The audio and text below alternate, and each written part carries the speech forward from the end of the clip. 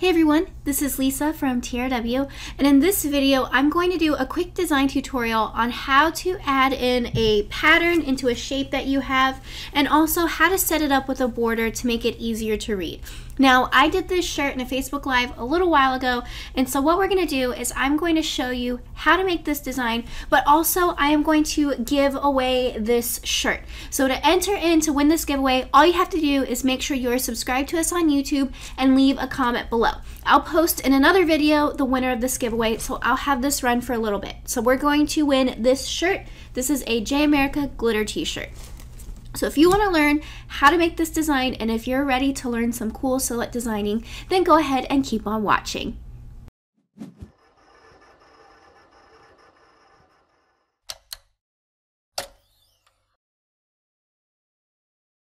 Okay, so I have this design here. This is an SVG file, and this is actually from our fall mini pack. So we have a mini pack on our website. It's set up for SVG and live templates. So what I want is I want this pumpkin. I don't really want the design. It's like okay, but I don't really want the whole thing. So one cool thing is we do have this mini pack on our website. Check it out. I'll put a link in the description below. It's really cool, easy designs that you can get done for this fall season. So if you look at this design, when I move it to the side, you'll see that we have our design right here. So what I want is I want to take out the words and keep the background. So I'm going to right click and ungroup it. So you'll see now I can move my pumpkin and all of my words are right there. We'll just go ahead and delete that. Okay, so now we're all set. Let's go ahead and make this pumpkin orange because it's fall, right? So let's go ahead and I'm going to pick out like a nice, yeah, I like that color orange. Okay, so the way we're setting up this design is when we do this, we want the pattern to be in the pumpkin, but if you look, I have a border in here. So the reason why we do that is if you do a pattern throughout the whole shape, you kind of lose the definition of what we're working with. So what we're going to do is we're going to make a smaller version of the pumpkin, just a little bit smaller, to have our pattern knock out of, and then this will join in with our original shape to make an outline. It sounds a little confusing at first, but you'll get it once I do it. So let's go ahead, select our shape, and we're going to go over to our offset panel. This is over on the right side of our screen. It's our little star with the line around it. Let's go ahead and do an internal offset. Now we're doing this because we want the outside shape to remain the same. We don't want to lose any definition and we don't want to resize it. So let's go ahead and do an internal offset. So you can see it's a really slight line, but what I'm going to do is I'm going to keep it at 0.125 and hit apply. So my offset is selected right now because it was the last thing we made. So I'm going to go over here and change the color so you can see what I'm working with. So you can see we have our original out here, which is this orange, and then our new shape is on the inside. So we're going to move our original to the side because we'll come back to it. We just don't need it right now. So now we've come to the part of the pattern. So I'm going to be doing a diagonal stripe pattern. You can use whatever pattern you like. So some of you could use polka dots, a quatrefoil effect, all those different things like that. But the point is you want a pattern and you want it to be together as one shape. And I'm going to explain that right now. So I'm just going to move this to the side a little bit and we are going to make our stripes. So we're going to our rectangle tool in the left panel and we are going to make our first stripe. Pretty easy, just a long skinny rectangle, and I'm just going to take it and fill it in so you can see a little bit better. So now we need to make a bunch of copies of this because we are going to make stripes. So my favorite shortcut in Silhouette Studio is the quick duplicate tool, shortcut, command, whatever you want to call it. I'm going to hover over my line and hold down the Alt button. So if you look closely, my mouse has turned into a plus sign, so this means we can make a duplicate. I'm going to click and drag, and now I have my duplicates here. So I'm not going to pay very close attention. I'm just going to make a whole bunch of duplicates and set it up like that. So I have a bunch of lines and I'm going to bring this one down a little bit more to kind of create the whole overall size of my design, of my stripes. So now we need to redistribute these, make the spacing even, and make them line up better. So let's select all of our lines right here. We're going to go over to the transform panel, or the align panel is over on the right side of your screen. Let's go ahead, click that. And now we have our align options. So I say this often and I'll say it again, whenever you're designing in Silhouette Studio, look at the icons, look at the pictures. They're really indicative of what command you're trying to do. So let's go over here and we're going to do horizontal. So basically we want a line, an invisible line going through the middle of our designs, and we want everything to be aligned to that. So let's go ahead, click Align Center. You can see they're nice and even now. And now we're going to go over to the spacing. So this feature is super useful in Silhouette Studio, and I feel like a lot of people don't realize what it does and the versatility that it gives you. So we're going to go over and we're going to click vertical. So what this is going to do is it's going to take the first item and the last item in the sequence that we have selected, and it's going to redistribute everything evenly between it. So let's go ahead, space vertical. And now you can see we have our nice little evenly spaced lines. And what I'm going to do is I'm actually going to make a couple copies because I want this to be taller. So I'm just going to make a couple copies, bring this down a tiny bit, and let's repeat the process. All right, so I'm happy with this. We're going to select all of our lines, and the important thing is you want all of these lines to be treated and modified together. So you could group them together. Those will keep them as separate lines but together as a group. What I'm going to do is I'm going to combine them into one big object. So to do that, I'm going to right click, make compound path. So now you can see there's one box around it, and if I were to double click to do my point edit mode, this whole thing shows up with points. So that's good. Okay, so now what I'm going to do is I'm going to take my pumpkin, right click, bring it to the front, because what we're going to do is we're going to crop our design to the pumpkin. So the first thing I'm going to do is I am going to angle this because I want little sideways stripes and align this into the pumpkin. So what I like to do is I am looking at the top and the bottom of my pumpkin, so right here and right here, and I'm making sure that it's within a line. You certainly don't have to, but I think that it helps create the overall shape and helps with the aligning that I'm going to do next. All right, so now what we want is we only want the parts of the pumpkin and the stripes that are overlapping. So let's select both objects, pumpkin and stripes, and we're gonna go to the Modify panel on the right. So we're gonna go to crop. Basically, we are cropping the lines to the shape of the pumpkin, the shape on top. So let's go ahead, crop. So now we have our little pumpkin here, and right away, just like I did before, I'm going to right click, make compound path. So now I have one big object, there are my points, and I'm all set. So let's go ahead, bring our original pumpkin in. We're going to select both of them, and then this button over here on the top centers both of them on each other. We'll click center.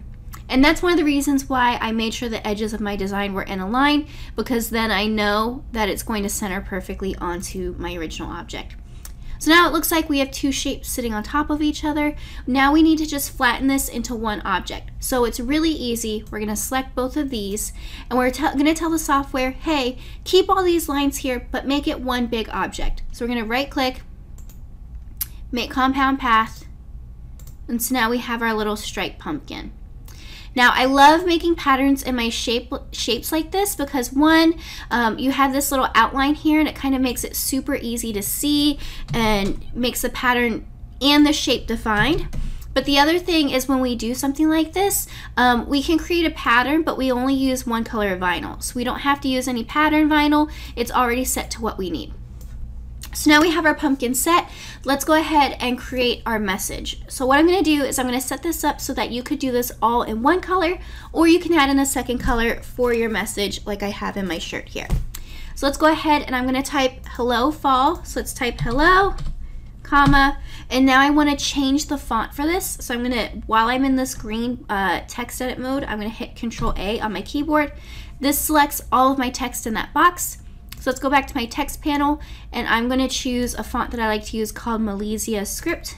So let's go ahead, bring that up, and let's color this in for us to see. All right, so we have our hello, and now I want fall. So what I'm going to do is I'm going to do that quick duplicate like I showed you before. The reason why I'm doing this is because it's going to carry over the font size, the color, and the actual font. So it makes it a lot easier. So we have our hello fall, and with a design like this, I really like setting them up to kind of stagger a little bit. So we're going to do hello fall like this, bring it over, and I like setting this up to go a little bit past my pumpkin. I like that little, I don't know, overlap that we can do. So let's go ahead, bring this up a little bit. I'm going to hold shift to grab both of these and bring that down. Okay, so I'm happy with that placement. So now we need to do some editing for our text. The first thing we need to do is we need to weld it. So hold shift and grab both parts of your text. Because this is a script font, we have overlapping lines in there. So we're gonna go through, press Weld up here, and so now those overlapping lines are taken care of. Now, the last thing we need to do is we need to combine this into one object. So if you haven't picked up on the trend that I'm doing now, I'm going to make this a compound path. The reason why all the text is not together as one object, even though we welded it, is because a weld will get rid of the overlapping lines. It doesn't combine lines not touching into one object. So you'll see right here, we have a separate box for this word, and then a separate box for the exclamation point. We're gonna right click on it, make compound path. So now you see there's one big box, double click, we have our points in there too. So now we're going to be using offsets again to create this effect in there. Now it's going to be really similar to what we just did with our text, with our pattern and our text, but we're gonna alter it a little bit for this font. So let's go ahead, select our font on here. Let's go over and go to our offset panel. So the first one we're going to do is we're going to set our font to make that border around all of our text. So let's go to offset, and our default distance is 0.125. If you're looking over here on the outside of our text, it is a little bit big, so I'm going to go over and do 0.1. Make it a little bit smaller. You can see I hit enter to preview it, and now we're all set. So let's hit apply.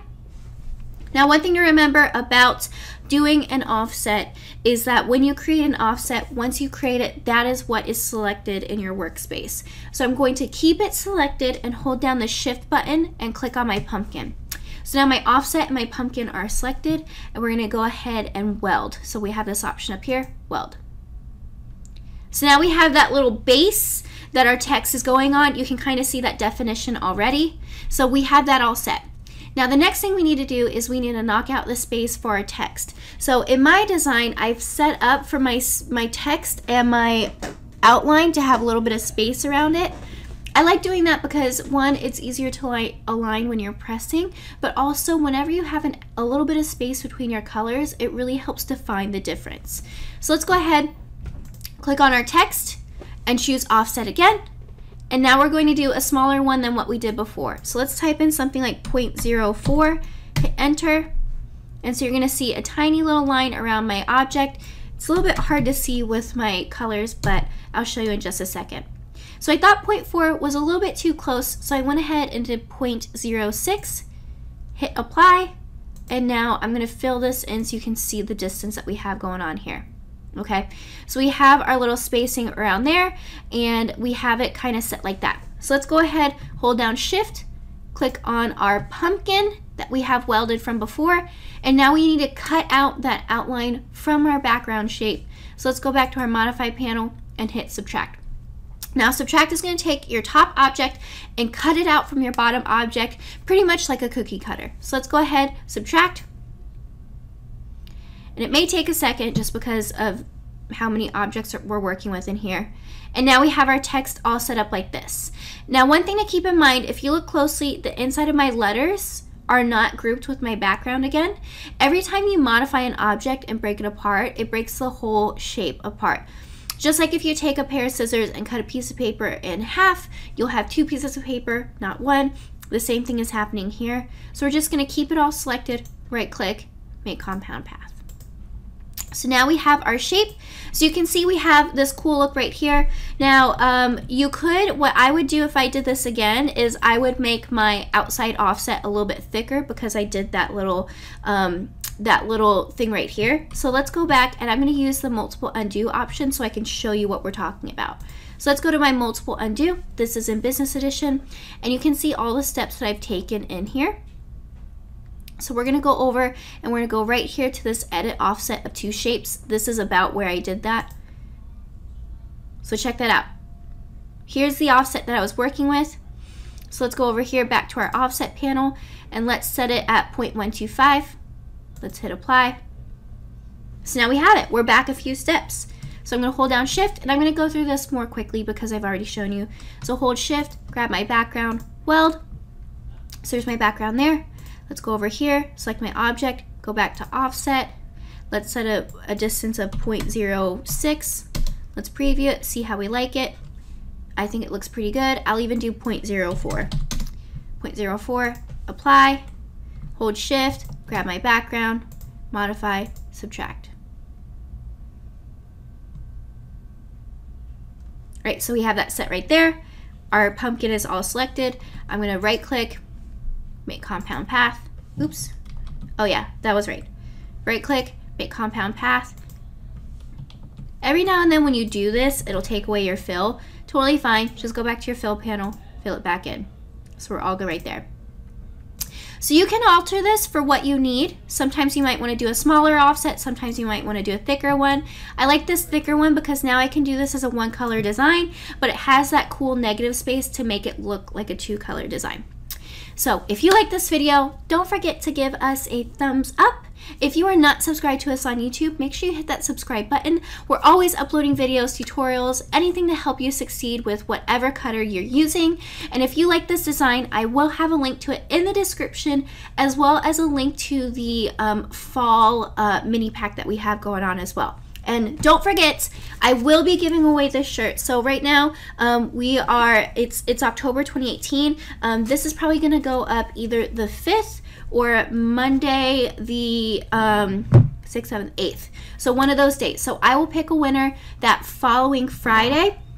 So that's going to be towards the end of the week. That Friday is going to be October 12th. So I'm going to pick the winner then. So don't forget, the way you sign up to win is to make sure you are subscribed and leave a comment below. Okay, guys? So if you need anything else, you know where we are. We'd love to help you, and I hope you have a great day.